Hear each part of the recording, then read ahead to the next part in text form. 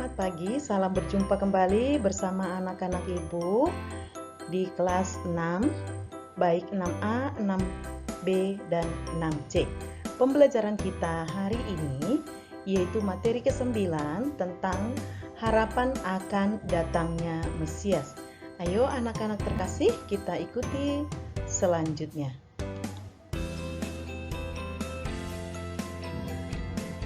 Sebelum kita melanjutkan pembelajaran kita, terlebih dahulu kita melihat apa tujuan pembelajaran kita pada hari ini. Tujuan pembelajaran kita yang pertama adalah menjelaskan Mesias yang dinantikan oleh bangsa Israel. Yang kedua, menjelaskan harapan-harapan bangsa Israel ketika masih berada di pembuangan. Yang ketiga, merumuskan pesan Nabi Yesaya tentang kedatangan Mesias.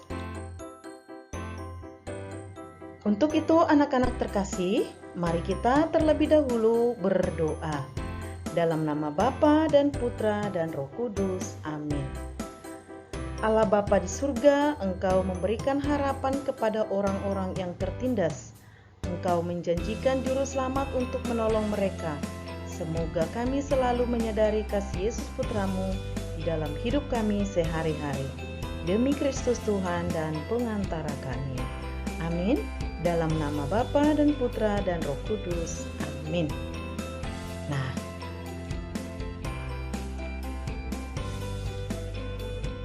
anak-anak, ketika kita berdosa, apa yang kita lakukan?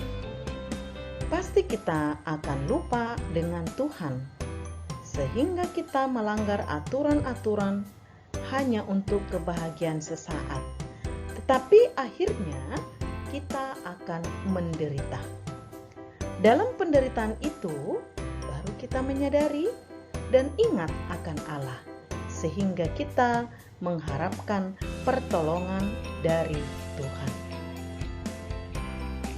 Hal itu sama dengan yang dialami oleh bangsa Israel. Bangsa Israel yang tidak setia kepada Allah. Mereka ingin bebas, hidup sesuka hati.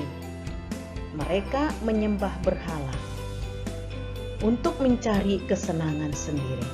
Namun, pada akhirnya mereka mengalami penderitaan, dijajah, dan berada dalam pembuangan sehingga mengalami kesengsaraan.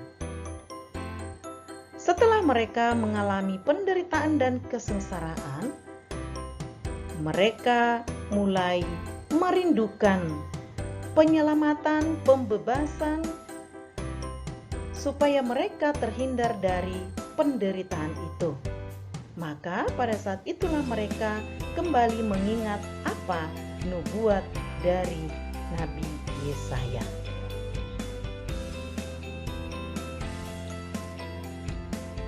Anak-anak yang terkasih, dalam sekarang ini atau situasi sekarang ini, apa yang kamu rindukan dalam hidupmu?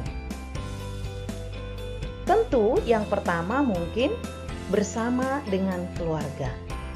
Kita mungkin sudah jenuh tinggal di rumah, maka kita ingin bersama dengan keluarga pergi jalan-jalan, rekreasi, ataupun mencari udara-udara yang segar. Selain itu, kita juga ingin bersama dengan keluarga pergi untuk belanja, pergi ke mall, makan-makan untuk refreshing, ya. Karena kita sudah jenuh di rumah selama 6 bulan ini. Ada juga yang menginginkan kembali bersekolah, ingin bertemu dengan para guru, bertemu dengan teman-teman, rindu dengan lingkungan sekolah kita. Tetapi yang paling utama dalam sekarang ini kita rindukan adalah bebas dari COVID-19. Lalu apa yang kita lakukan agar kita terbebas dari COVID-19 ini? Terlebih dahulu kita berdoa kepada Tuhan. Kita selalu mengikuti protokol pemerintah, cuci tangan, dan jaga kebersihan.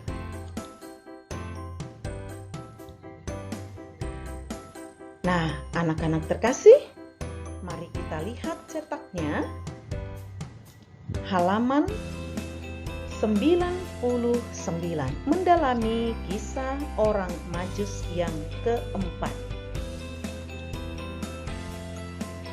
Mari kita baca kisah ini secara perlahan-lahan dan kita baca secara sendiri-sendiri.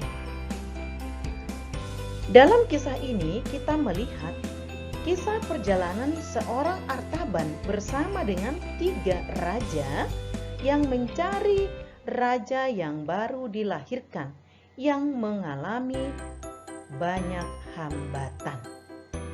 Bagaimana Artaban dan bersama dengan 3 raja tadi, mereka mencari raja yang baru lahir itu, tetapi banyak hambatan-hambatan yang mereka alami.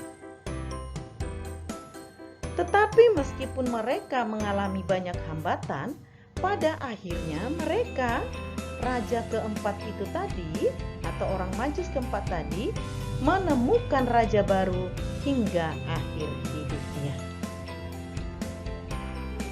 Anak-anak, dalam kehidupan kita sehari-hari, kita juga sering mengalami berbagai hambatan-hambatan di dalam hidup kita.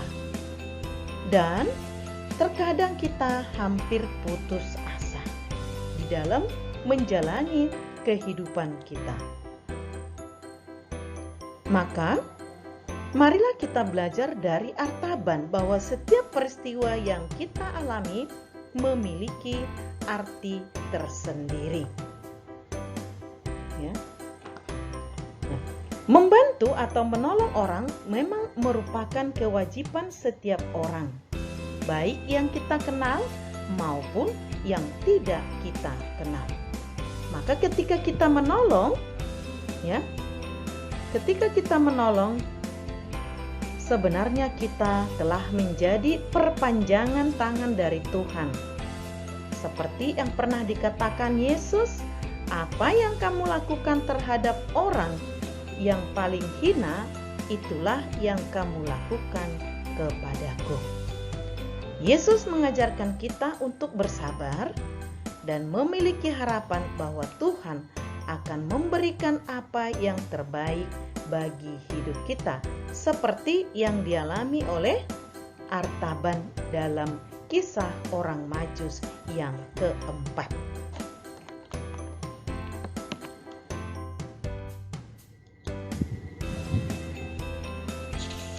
Anak-anak terkasih, mari kita kembali menyimak kisah penyelamat yang dinantikan dalam Yesaya 11 ayat 1 sampai 10.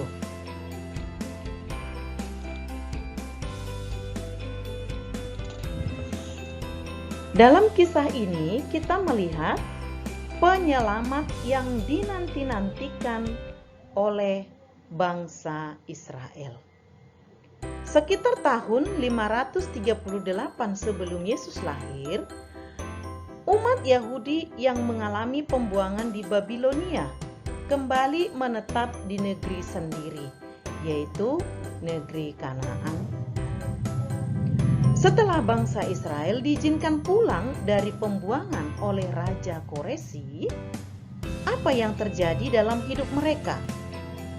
Hidup mereka bukannya tambah bahagia, malah mereka tambah menderita. Mereka mengalami banyak penderitaan dan ketidakadilan, sehingga mereka membawa mereka kepada permusuhan, muncul penderitaan dan pertikaian-pertikaian. Dalam penderitaan-penderitaan yang dialami oleh bangsa Israel tadi, maka mereka kembali merindukan Mesias penyelamat yang akan mendamaikan semua orang yang bermusuhan dan menegakkan keadilan.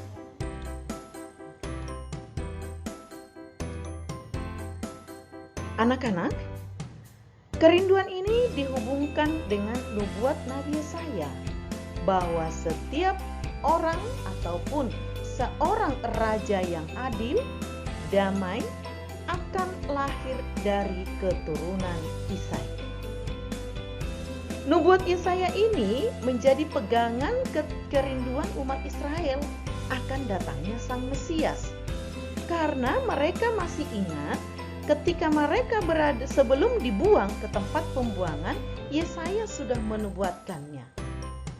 Jika mereka bertobat, Tuhan akan mengirimkan seorang penyelamat Mesias dari keturunan Isai. Itulah janji yang dinubuatkan oleh Yesaya kepada bangsa Israel.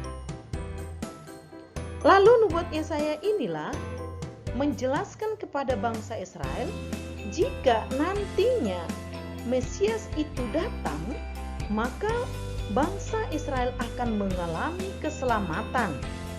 Situasi hidup Israel akan menjadi bahagia, yaitu di mana dengan kedatangan Mesias itu orang buta akan dapat melihat, orang tuli akan dapat mendengar, orang bisu akan dapat bersorak-sorai, mata air akan memancar di padang gurun, sungai akan mengalir di padang belantara, dan kedukaan segala keluh kesah akan menjauh dari kehidupan bangsa Israel.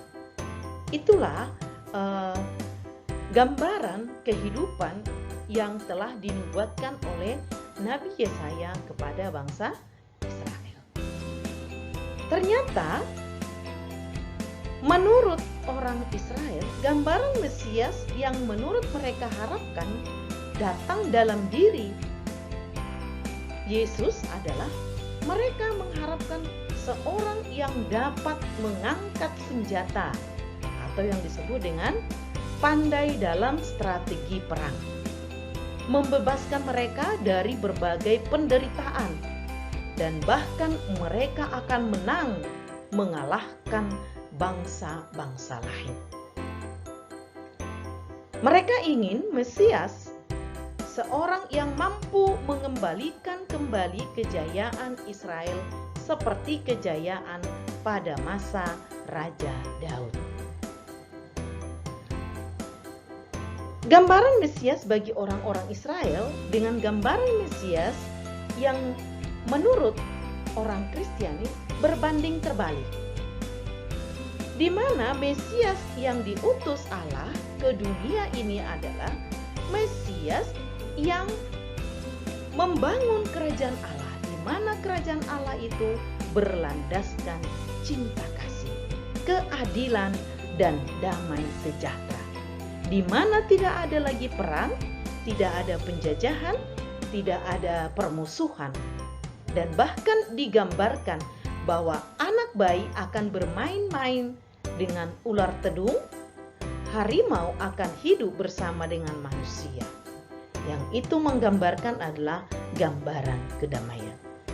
Dan Mesias yang akan datang adalah membebaskan manusia dari dosa. Nah, anak-anak terkasih, harapan datangnya Mesias bagi orang Israel ternyata tidak seperti yang mereka harapkan. Maka apa yang dilakukan oleh bangsa Israel, akhirnya Mesias itu ditolak. Anak-anak yang terkasih, kita berharap kehadiran Sang Penyelamat dalam hidup kita, terutama dalam negara kita sekarang ini, di mana penuh dengan kekacauan, di mana ada orang-orang yang ingin merusak kesatuan negara Republik Indonesia. Untuk itu, marilah kita hadirkan, wujudkan kerajaan Allah di dunia ini dengan berpengharapan kepada Yesus yang datang memberikan kerajaan damai. Kita mewujudkan kerajaan damai itu dalam keluarga kita, dalam masyarakat, dan di tengah-tengah Indonesia ini. Dengan demikian, harapan kita, Mesias yang dinantikan itu hadir dalam kerajaan Allah di dunia ini, terutama di dalam hati kita.